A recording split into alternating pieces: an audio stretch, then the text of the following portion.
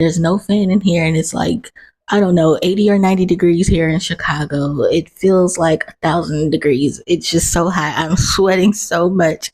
I'm gonna have to figure out how to get like a fan in here. I just mentioned how there's hardly any like outlets or anything in here, and I feel like that might be too loud like when I'm filming. So I got to figure that out because I think I will like bake in here if I don't get a fan. I wanted to kind of go through some of the products that I got and kind of show you guys why I even bought some of these things.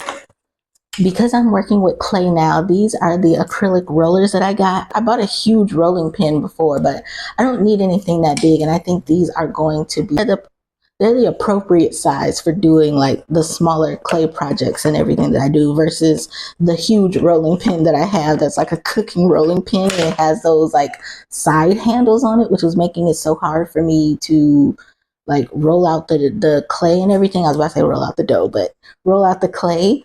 At first I was like trying to find something to scrape the clay off, but what I did use before I bought this, I used a bookmark. So if you can't get these, then use a bookmark.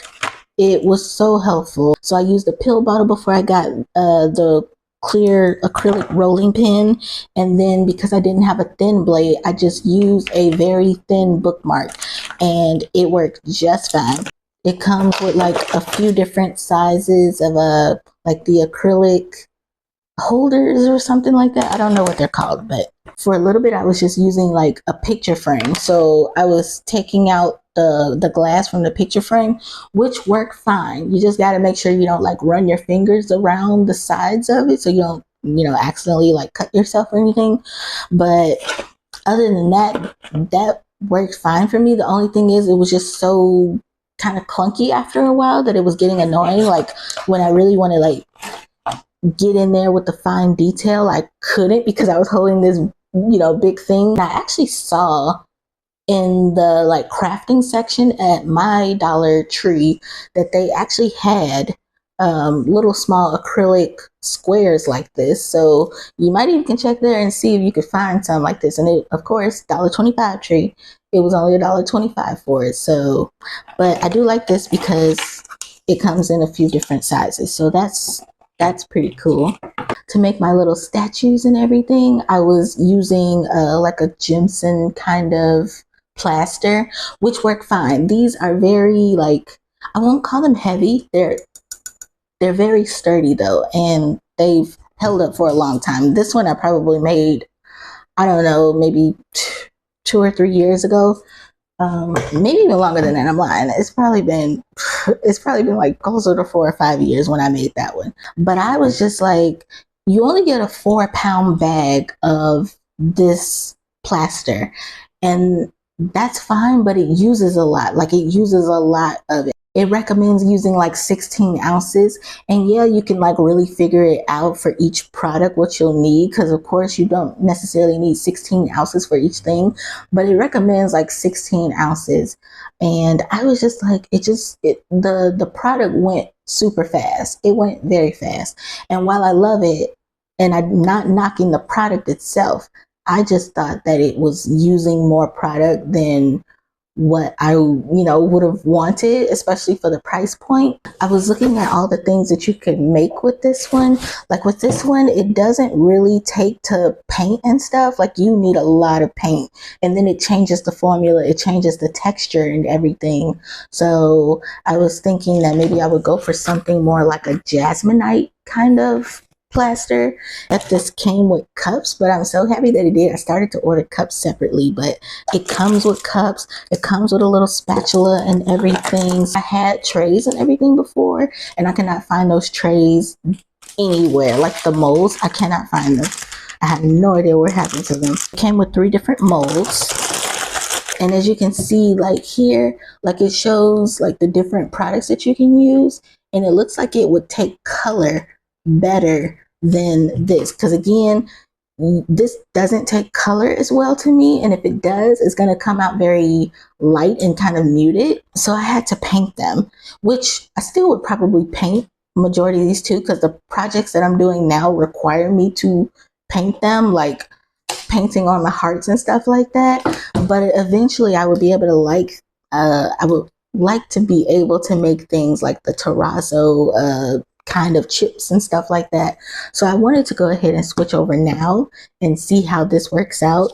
I mean, you never know. I might have to go back to the other one, but for now, I think that I wanted to give this one a try. So this is the clay that I'm using. I know other people probably use Sculpey clay and everything like that, but I wanted to start with this clay. I like this clay. It's kind of a nightmare trying to like make those shapes on your own. Again, I've been like kind of getting by with just doing it all DIY without having all these tools, and it is possible, but I just think it's better.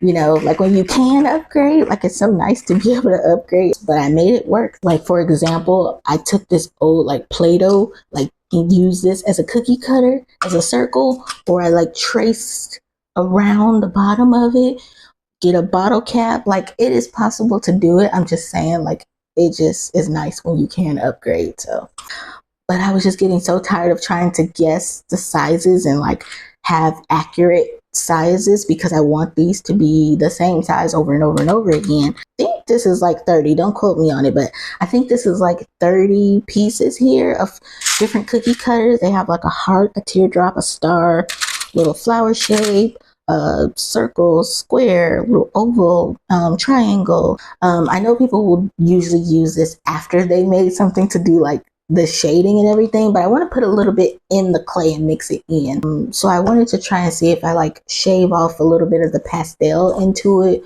Would that work out better and not dry it out so fast? I have another paper cutter here somewhere, but it's one of those ones where you like line it up yourself and then you like take the little knob or whatever and then you slide it. But I just find those to like not get every single paper the same exact size. While my notepads turn out fine and I like it, I just think that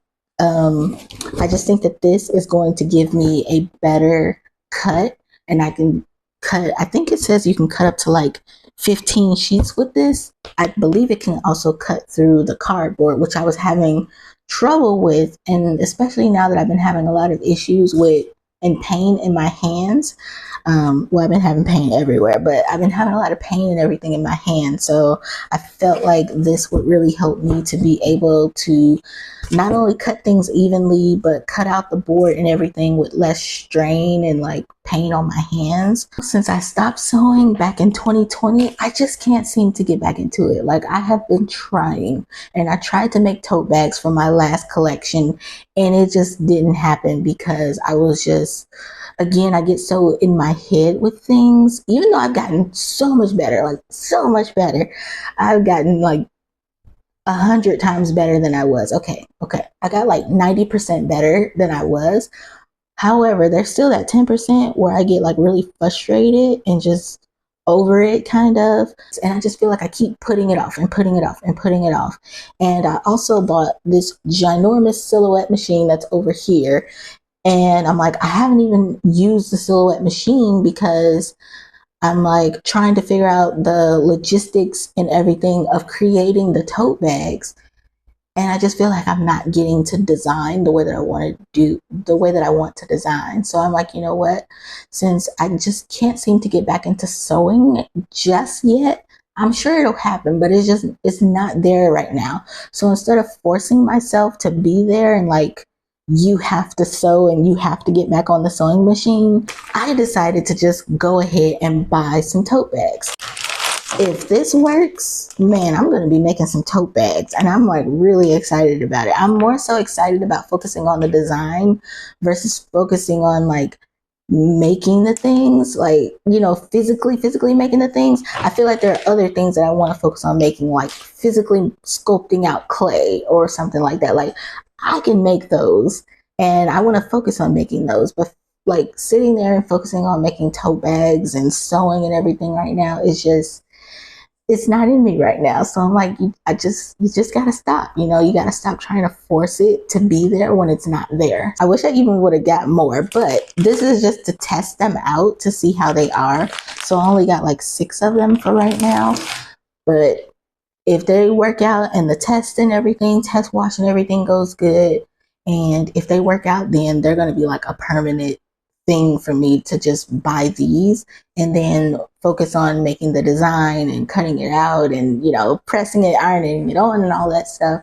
That's where I want to like focus my attention on. I was going to do like a part 1 of part 2, but I think this might even need to be like a part 3 to 5 maybe. So make sure you tune in to see which one I do, and don't forget to give this video a thumbs up, subscribe to the channel, and I'll see you on the next one.